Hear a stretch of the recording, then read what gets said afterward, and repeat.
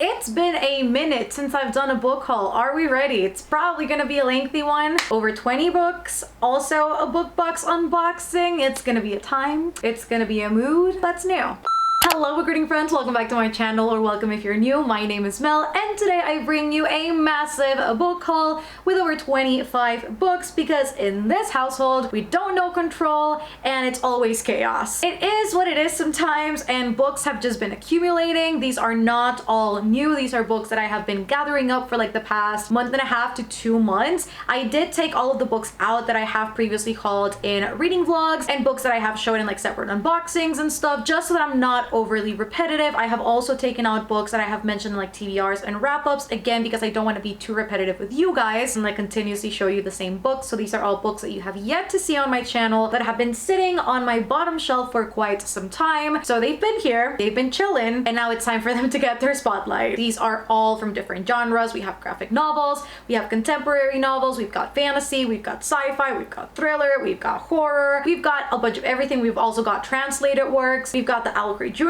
box. It's just going to be a good little haul moment for you guys. But before I do get started, I do want to give a massive thank you to the sponsor of today's video and who made it all possible, and that is Function of Beauty. Honestly, for color treated hair like mine, and for myself that I apply a lot of heat to my hair, a lot more than I'd care to admit, Function of Beauty is honestly where it's at. It's also fully custom, so you can custom everything from the fragrance to the formula down to the color, and you can even personalize your own bottles, which makes it extra cute, and it's super easy to do too. All you need to do is go to their website and take their personalized quiz that will ask you a series of hair care questions. It will start by asking you your hair profile, like your hair type, moisture, and scalp, and then, which is the part that I like the most, it will ask you what your hair goals and concerns are. So I personally chose color protection because obviously you guys know my hair is dyed. I also chose deep condition because obviously the more that you color treat your hair, the more damaged it can get. So I just want to restore all the moisture that I can back into the hair and make it deep condition. With that, also hydration and shine. Last but not least, obviously thermal protection, because as I've previously mentioned, I do heat my hair up a lot. And then for the fragrance, I chose pear and apple. You guys, this literally smells like candy, but like the best sort. It doesn't smell too sweet. I also chose it silicone free, and obviously the bottle and the color are also custom to me. Mine says Function of Mel. That's me. Hello. And then for the colors, I chose two of my favorites, which is this lilac color for the conditioner. Also chose like a light metallic blue for the shampoo. And for that extra shine, moisture, hydration, and also just to make sure that the hair is easily detangled, I also got a hair serum. I love these to run my hands through when I have wet hair and then go ahead and detangle it, always from the tips up to the scalp, people. And honestly, you guys, I have noticed a big difference with my hair. It retains that shine a lot stronger, feels a lot softer to the touch. It is not tangled. Even my baby hairs are more in control now. And two of the most important things that I check whenever I buy any of these products is, one, they are dermatologist tested, so you know that they won't damage your scalp, and they also use only clean ingredients, so no parabens, no sulfates, no GMOs or toxins, and they are 100% cruelty-free and vegan. So if you are interested in checking out Function of Beauty, make sure to click the link down in the description to get your first set for 20% off, which is honestly a really great deal. So again, thank you so much to Function of Beauty for sponsoring today's video. You guys are the literal best. And yeah, let's get right started with all the books that I have gotten recently. Okay, you guys, we have a lot to haul today, so I'm gonna get right started with this haul because we're gonna run through these books as quick as possible. You guys know I tend to talk a lot. So first off, we've got Concrete Rose by Angie Thomas. Now, this is one that I'm really excited about. I have heard nothing short of incredible things about this book ever since it came out. I did start listening to the audiobook of this, I think it was like a month or two ago, I can't really remember, and I really liked the narrator of it, so I know I'm gonna be listening to it while I read with my eyes and possibly annotate this because the narrator was doing such a great job with the story. But this is The Hate U Give's prequel, and this takes place 17 years prior of The Hate U Give, and we explore the story of Star's dad Maverick as he deals with manhood and adulthood and new fatherhood and learns to navigate all of these things as the son of a former gang leader. So I know this is going to be super interesting interesting. I know it's probably gonna make me really sad. I have been putting off the Hate You Give for the longest time because I just don't know if I'm ready to dive into it. But I now own all of Angie Thomas's books and I really do need to get into them. So maybe what I'll do is that I'll dedicate like an entire reading vlog to like only Angie Thomas. I feel like that'd be really interesting, where I read On the Come Up, The Hate You Give, and Concrete Rose. We have also got Neon Gods by Katie Robert. You guys know I read Desperate Measure. I loved it. I need more Katie Robert in my life. I have been seriously considering to read Learn My Lesson Tomorrow because I'm in a serious need of fulfilling like my smut needs right now, and I feel like I might end up reading that. This is also longer than I expected it to be, but I'm here for this because Katie Robert writes mostly erotica, but most of them are, from what I have seen, retellings of something that obviously already exists. So she has the Wicked Villain series, which is all Disney retellings but make them smutty, and then this series, which is new, she is just putting these out. These are all Greek mythology retellings but make them romance erotica, and I'm here for this energy because this one is a Hades and Persephone retelling. And I love the little catchphrases for her books because this says, "He was supposed to be a myth, but from the moment I crossed the river Styx and fell under his dark spell, he was quite simply mine." I'm ready for this. Maybe I'll end up reading this during a readathon. I feel like this will be really, really great. I really don't know if this will fall under the same category as Wicked Villains. Wicked Villains was more on the contemporary side of it, still retaining the names of the original characters, but it was very much contemporary. This one, I don't know if it'll actually be like fantasy or if it'll stay on that contemporary route. It says that Persephone plans to escape the ultra-modern city of Olympus and start over far from the backstabbing politics of the 13 houses. So it's definitely gonna be politics, maybe like a little bit of like mafia-esque romance maybe, because Desperate Measures definitely felt like that, so maybe this will fall under that same realm. So both of these books were sent to me. I didn't realize that Concrete Rose, like the gift note, because it's this like long sheet of, Amazon sometimes does this and I don't love her, but I found this on the bookshelf, so I am going to assume, because does this say Concrete Rose? Yes, okay, it does say Concrete Rose, and this was sent to me by Jakuli.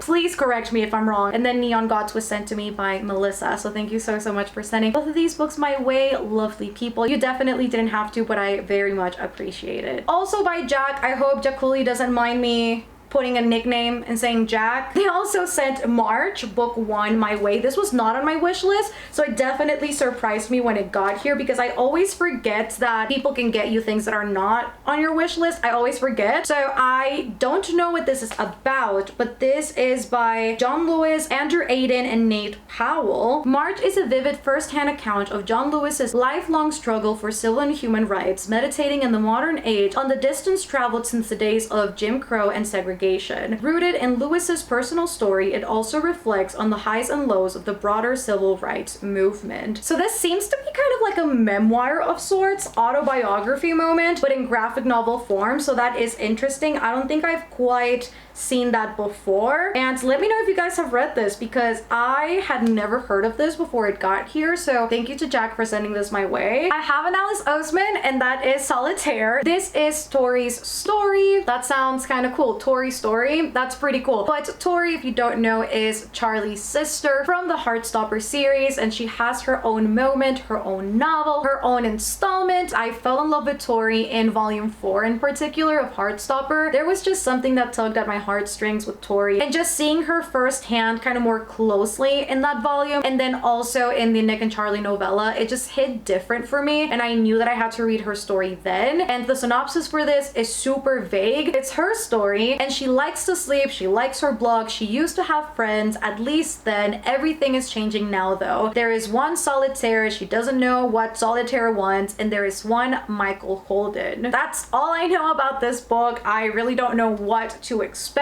with this, but I'm absolutely going to read it. I am really excited to read Tori's story and just see what is up with this. And there's also a whole ass link for Tori's Tumblr blog, so that is honestly pretty cool. We've got more Katie Robert in this haul, and this is thanks to Juvia. Juvia, thank you so much for sending this my way. The gift note is also hilarious. I won't be reading it, but it's honestly so freaking funny. I was cracking up when I was reading it. And in this one, obviously based on the title, it's The Beast, so it's Beauty and the Beast. And from what I know, This is actually a ménage à trois. This is a polyamorous relationship where Belle falls with both Gaston and the Beast, which obviously the Beast will be a man and not a beast. I am really excited about this. I think this is the only one that features a polyamorous relationship. Maybe I'm wrong because I haven't read them all. I've only read the first one, but I'm really excited about this. Our girl will leave it at that. Next up, I've got two books that when I unboxed these, it literally brightened up my day so freaking much. And these are the two novelizations of Fens. Now, if you guys know me, if you've been here for a minute, you know that I love the graphic novels for Fens. There are only 4 volumes, and then after those, we've got 2 novels, and I just am so excited to read this. I can't wait to see what happens next. I really love the storyline of it. It's very sports-centric while still including so many other things about life and sportsmanship and beating all odds and not giving up. It's just really inspirational, and it's also really cute. So I personally really love it. If you don't know what it's about, we follow the illegitimate son of a famous fencer called Nicholas, and he has received no prior training for fencing, yet it is his biggest passion, and he really wants to prove himself to the people around him that he can make it professionally and that he is equally as good as his super secret, obviously half sibling. And he applies to this super prestigious academy and he gets accepted. Now it's just a matter of whether he'll get the scholarship and get inside the fencing team. And in the midst of that, there is a lot of rivalry and there's a lot of competition and there's just a lot of cutthroatness. That's not a word that sounded so cut. There's a cutthroat element to this series that I have been enjoying far too much, if I'm being honest. I know nothing about fencing, but I'm enjoying these as if I knew the first thing about fencing. So these are the 2 novels. We have the first one, which is Striking Distance, and then the second one, which is Disarmed. So I am also looking forward to those pairings. I can't wait to see how they continue to develop in their friendships and their relationships and move past all of the struggles and all of the obstacles. I think it'd be really interesting to how they do that. And these were both sent to me by different people. So the first one is Brandy, and I love the gift note. It says, remember to take breaks and mental health days. Your downtime is important too. And when I read that gift note, it made me really emotional because I really suck at that. And I've just learned to accept that and embrace that as of lately. I am always like a hands-on person. I'm always working, but I also need to remember to take days off. So thank you so much for the reminder and the note. I am definitely taking that utmost into consideration as of lately. I take at least one day of the week off, and then I've just been cutting back on like work time. And then Disarmed was sent to me by Yaya. She just left the cutest note as well. When people switch from English to Spanish saying something emotional, it makes me want to cry. It literally says, gracias por ser una luz para nosotros, sigue brillando. These two just mean a lot to me, both in terms of like as people and the books too. So thank you so much for sending these my way because I'm definitely excited about these. So you guys know, or if you don't know, I'm reading Dracula this month and I'm very excited. I'm starting it this week. And because I bought Dracula, I just thought I'd go ahead and put a sneaky little book in there as well, even though I didn't really need it. But I'm just like, let me get it because I'm already getting Dracula, so might as well. It feels very fitting, and that is A Dowry of Blood. This is by S.T. Gibson, and this is a sapphic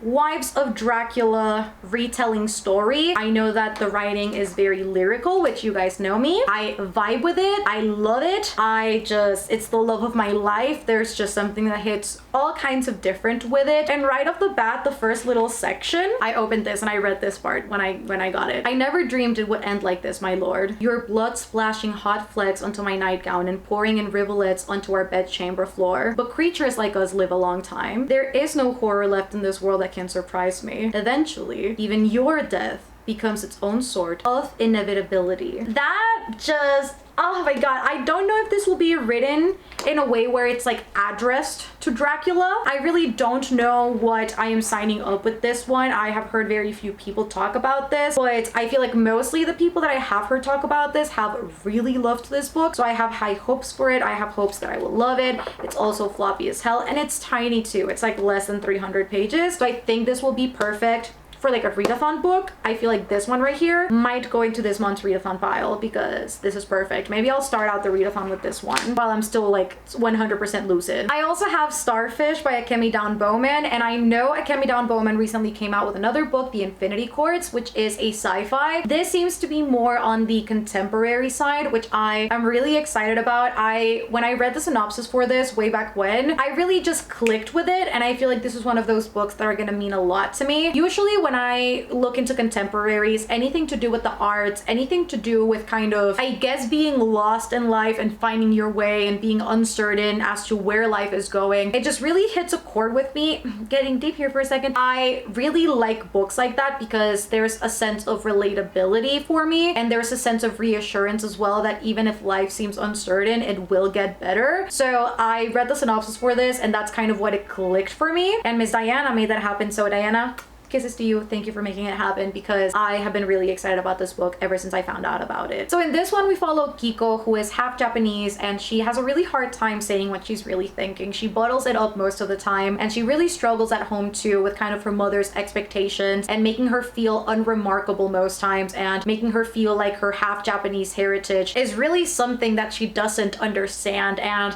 she personally thinks that her one shot at life getting better and at life having some sort of purpose is getting into prison, which is her dream art school, except then she doesn't get into Prism and life feels kind of like at a disbalance. She doesn't really know what to do anymore, and so she will go on this road trip with a friend who offers to take her in tours of different art schools and potentially discover herself along the way. If I'm not reading fantasy, then I'm definitely reading something like this that will absolutely give me an existential crisis while I'm reading it, that will make me cry as I'm reading, and that will make me fall in love with everything there is about it. So I am really excited to get to this. I might potentially also put this on the readathon pile. Maybe. It's also super short. Another book that I have heard incredible things about, and that is The Last Magician by Lisa Maxwell. Now, this was absolutely an impulse buy. I had been thinking about, like, do I buy this? Do I not buy this? Every time I had this on my cart, I clicked out, I deleted it, and I didn't end up buying it. And then one day I was just like, let me do the damn thing and let me actually buy the book, because I have been itching to read this for some odd reason. And I just know that these books get longer and longer and longer, but I am really hoping that once I do read this, that I'll fall in love with it enough to keep on going with them chunkers, because I do love me a good chunky book. And in this one, we have a modern day New York City that has made magic go extinct, and we have Esta, our main character, who possesses the magic of time traveling, and she is a thief. She goes through time stealing magical artifacts and making sure that the Order is rid of all of these magical artifacts, because they are kind of like a sinister organization of sorts. And then she will need to put those time traveling skills to work, because she will have to go back to 1902 to steal a book that could potentially bring forth the ruin of the Order once and for all. I am really into time traveling stories. I am really into like the sci-fi fantasy element of this. I really hope that once I get to this, I'll vibe. I almost put this on my July TBR, I'm not gonna lie, but I had such long books in here that I didn't want to risk putting another one that I knew I wasn't gonna get to. But this is definitely gonna go into my August TBR, because I was really hoping to read this month, and then it's just not gonna happen. I know it, because I'm already behind on the TBR,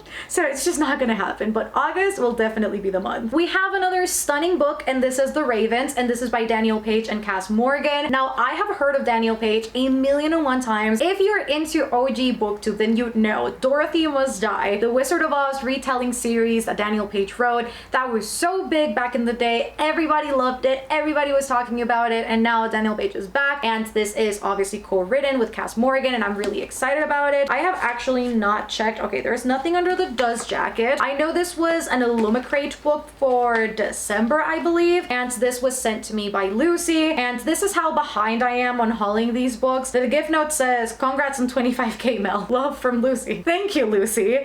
Sorry that I'm so late to hauling these books, but I've just been putting it off, honestly. Here's the book. Thank you so much for sending this my way. And this, I know, is a sorority magical story. We have two witches. One is Scarlet, who's always known that she's a witch. She is dead set on being the sorority's president. And then on the other side, we have Vivi, who just found out that she's a witch, and she is kind of trying to learn the ropes of this new world. And these two are constantly at each other's throats, because Scarlet doesn't believe that Vivi has what it takes to be a true witch, and Vivi has no idea what she's doing. But they will have to put aside their rivalry, all of this little tension moment that they've got going on, in order to save all of their sisters from harm. Again, this is how late I am. This is my book of the month box for freaking May. What is wrong with me? We're already in July. So we got 3 books right here. One that I obviously already showed you guys on my TBR, and that is Anna K by Jenny Lee. This is an Anna Karenina retelling, obviously by Tolstoy. And I also have Project Hail Mary by Andy Weir. You guys know this is one of my most anticipated releases for 2021. I have obviously not read The Martian yet, but I really want to soon. But in this one, we have a space space mission gone wrong, where our main character wakes up by himself in the middle of space, and he wakes up completely disoriented. All of his crewmates are dead around him. He is the only survivor, and now him in his tiny ship will hurtle through space, quite literally, where he needs to figure out exactly what the threat against Earth is and why he's the only person tasked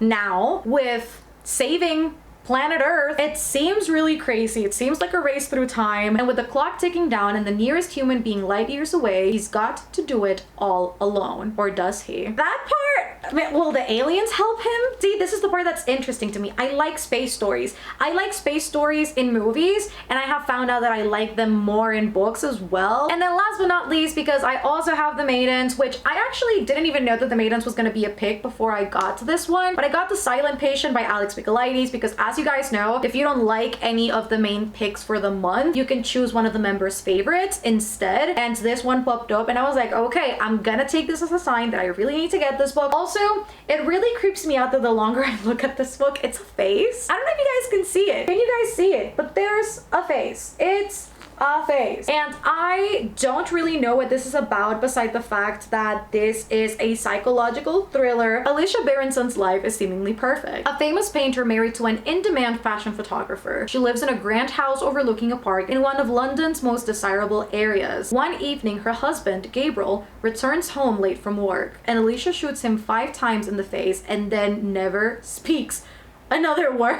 Wait a damn minute. What do you mean she shoots him 5 times? What do you mean? I'm in shock. And then a criminal psychotherapist jumps in with the opportunity of solving this case. I did not know that was gonna take that route. I guess we shall see how I feel about this, but I did not expect that to take that route. Wow. Books that need no further introduction, but I will still mention them in this haul because I literally got them today. And these are the 3 Percy Jackson books. I mean, 1, 3, and 4, right? So these are 1, 3, and 4. I hauled number 2 in another video because I am replacing all of my dusty paperbacks with hardcovers. Bought all of these from the used section on Amazon, hence why it's got like all of the stickers. This one didn't even bring a dust jacket, but I'm not mad at it because you guys know I bought the Nerdy Ink custom dust jackets for Percy Jackson. So those are already on my PO box and they should be here soon. I have got Clara and the Sun by Kazuo Ishiguro, and I am so freaking excited about this book. It is supposed to be like a sci-fi, and I think it's about like a killer AI. The sun always has ways to reach us. From her place in the store, Clara, an artificial friend with outstanding observational qualities, watches carefully the behavior of those who come in to browse and of those who pass in the street outside. She remains hopeful a customer will soon choose her, but when the responsibility emerges that her circumstances may change forever, Clara is warned not to invest too much in the promises of humans. So wait, where did I get the whole killer AI from? I really don't know, but the cover, I just had to get this edition of it. It's really pretty. I think this is the UK hardback. I got it from Book Depository. Then my July box from Book of the Month. Again, I chose another one of the members' faves, and the add-on that I know everybody was dying for, which is Survive the Night by Riley Sager, another one of my most anticipated releases for the year. This sounds like a slasher to me. I don't know if it's a slasher though. I'm really hoping that it is, because we follow a college student whose college just went through a really traumatic situation where one of the students died, and now she needs to go back home for vacation, for break, except that she has no way to commute back to her house, and she agrees to write with this virtual stranger who also goes to her college because they are both going to the same place or somewhere close. And as the night starts going on, she starts getting more and more convinced that she is writing with said killer. Doesn't that sound incredible? I think it'll take place in the span of that single night, and I'm really hoping it's slasher. Please let it be slasher. And then I have this one, which is The Chestnut Man, and this is by, oh god, Soren Sveistrup.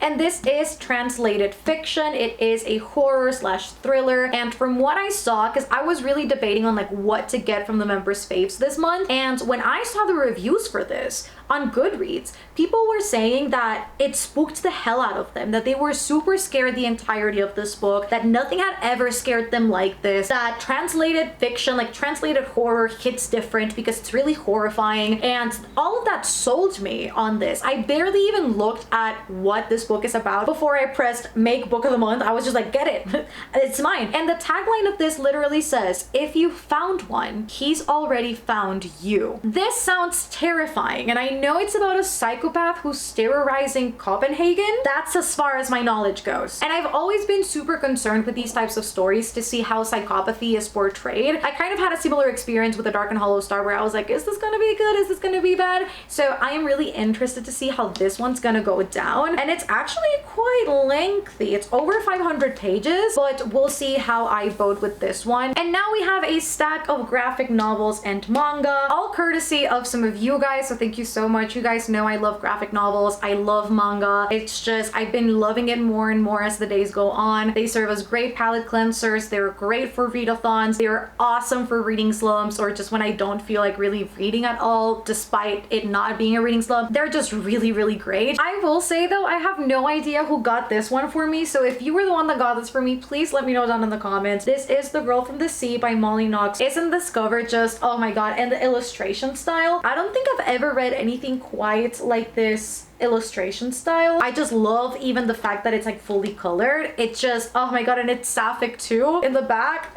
It's the cutest thing ever. Okay, one summer can change everything. 15-year-old Morgan has a secret. She can't wait to escape the perfect little island where she lives. She's desperate to finish high school and get as far away as possible from her sad divorced mom, her volatile little brother, and her group of best friends who don't actually know Morgan at all, because really, Morgan's biggest secret is that she has a lot of secrets, including the one about wanting to kiss girls. So this just seems about a journey of like self-discovery, embracing yourself and your sexuality, and just being unapologetically yourself. And this seems super cute. And then we have this manga right here, which was sent to me by the lovely Kira. You guys probably know her. She's one of my mods. She's incredible. Shout out to Kira. Can't say it enough. And I love the gift note. It just says, you're cool. You are cool, Kira. Thank you. But as soon as you guys recommended this, I can't remember who recommended this to me when I put up either my manga haul or when I put up my reading vlog only reading manga. Somebody recommended A Sign of Affection. I know this is new. It only has like a volume out. I think volume 2 might have come out like quite recently. And this is, I think this is shoujo. Okay, might be josei. This says ages 16 and up. And it seems like it is josei because we follow a college student, Yuki, and she is very much into beauty and fashion. Right off the bat, lines up with me. I love that. And she is also deaf. And one chance encounter on the train leads her to meet this stranger that she develops a crush for, but can it potentially blossom into something more? I will absolutely say yes. Then I have The Magic Fish, and this was sent to me by Day, and this says, I know you said no, but I did it anyway. Insert lip bite memoji here. Oh my god. So Day was actually the one that recommended all of these graphic novels to me. I was sprinting and I was like, what graphic novels should I look into? Because I'm running out of like the ones I think I already ran through all of my graphic novels. Now I just have like unread manga, and she recommended this. So maybe The Girl from the Sea might have been Day too. Maybe, because she also recommended that to me. She said that she would get them for me, and I said absolutely not. And then they got here. I should have known. Real life isn't a fairy tale. In fairy tales, the prince falls in love with the princess. But Tien has a different story to tell. His parents are refugees struggling to learn English, and he doesn't know how to come out to them in Vietnamese. If he doesn't even have the right words, how can he ever know if his parents will accept him? Again, it seems like a coming of age story. It seems like a lot about embracing yourself and just coming out to the world as being unapologetically you, and I love those types of stories. It is kind of like colored through chapters, so like depending, I'm guessing, on like the feeling, we've got different colors, so it's like color blocked, and I am really liking that. I've never quite seen a story like illustrated and painted like this. And then Day also sent this chunker. This is on a Sunbeam by Tilly Walden, and this is a sci-fi. It's massive. A restoration crew travels to the deepest reaches of space, rebuilding beautiful broken structures to piece the past together. Two girls meet in boarding school and fall deeply in love, only to learn the pain of loss. With two interwoven timelines and stunning art, Tilly Walden creates an inventive world, breathtaking romance, and an epic quest for love. So all of these seem to be LGBT, which I love. We love her. We love to see it. So I am really excited to get through all of these. Now I am packed and jammed and full of graphic novels to read for the next few months ahead, which I really am thankful for, to you guys for sending these my way. And last but not least, I do have the June, I think this is the June OwlCrate to unbox. Now it got here in time, hello, and I am finally doing, ooh, I hear some tin. I'm finally doing an on-time unboxing. Look at me go. We've got the return of the knife. There are unities of you who hate the knife, and then there's unities of you who complain every time the knife is not present anytime I do an unboxing. So it's present and voting today. Hello. And here we go. Ooh, the blue box. This makes me so excited. Last time around for my first OwlCrate Jr. unboxing, I just loved it so much. I fell in love with it, so I thought doing a haul was the perfect time to incorporate this. Do we have a lunchbox in here? I love these. Wait, I love lunchboxes to kind of put stationery in. I feel like I turn anything that I talk about into stationery talk. I love that for me. But this is Wondrous Worlds. It is June 2021. I know Gav has interviewed this author. I just don't know the name of the book. It's a freaking lunchbox, you guys. This is so cool.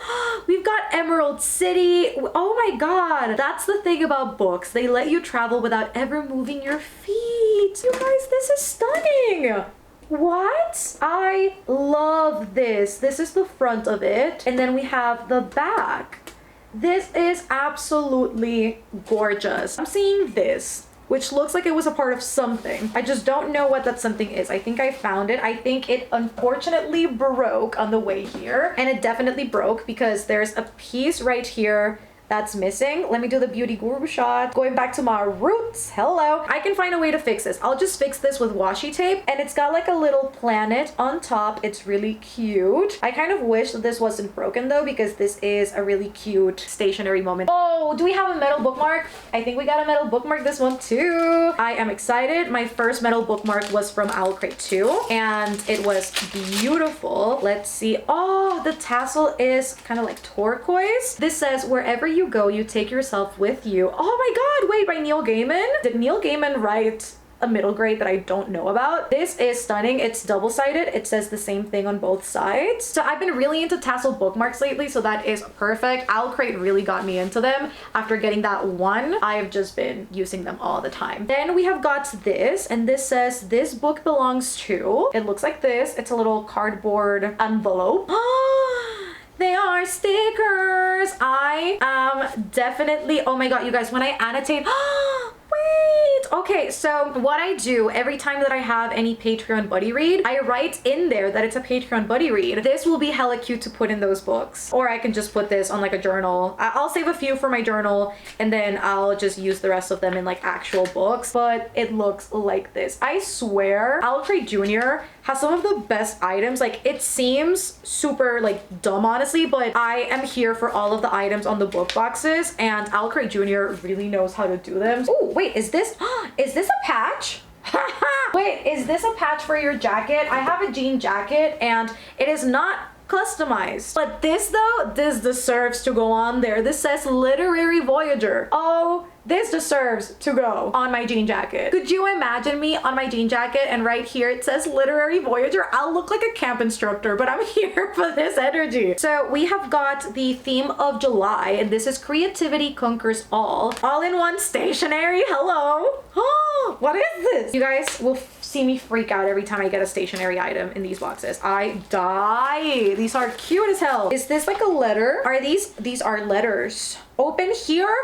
These are letters. Oh my god. This is so stinking cute. So the back of them is kind of like a tag that says to, and then you can write a letter here, and then you can just fold it, right? And it's got the little flap so you can close it, and it's got the adhesive. This is the most genius thing I have ever seen. So we've got several designs. I've got that one that I just showed you, then we've got this like earthy one on this side, and then on the other side it's purple. And then we've got Strange Worlds Travel Agency by L.D. Lipinski. We've got another sticker. I love that they send stickers every month. I feel like OwlCrate Jr. is just here to provide my obsessive need of stationery, and I'm absolutely loving that. This is a little bit raised, so it's like a little bit embossed, and then we've obviously got the signature from the author in a little tag.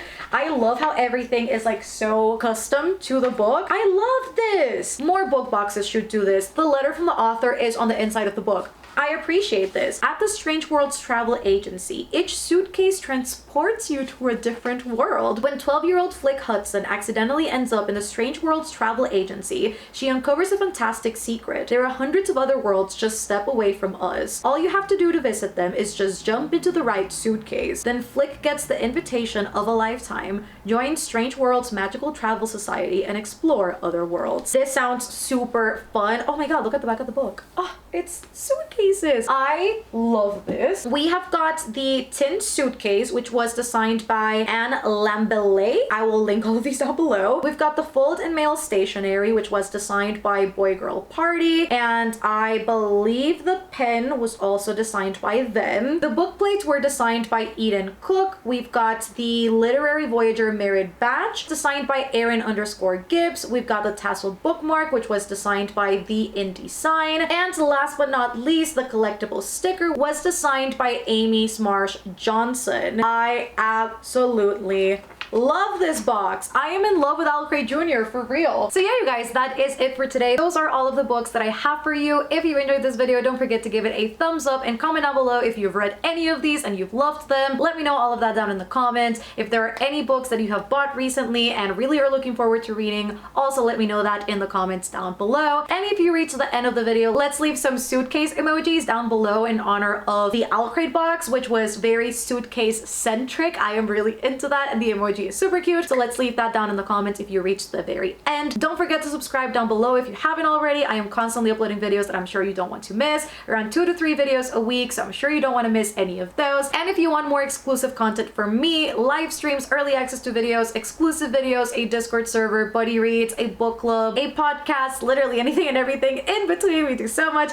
I do have a Patreon. We call ourselves the Citadel, and that is always linked down below alongside all of my social medias. Again, thank you so much to Function of Beauty for sponsoring today's video. Don't forget that you guys can check them out down in the link at the top of the description, and you can get 20% off your first order. And yeah, I love you guys so much, and I shall see you on the next one. Bye guys.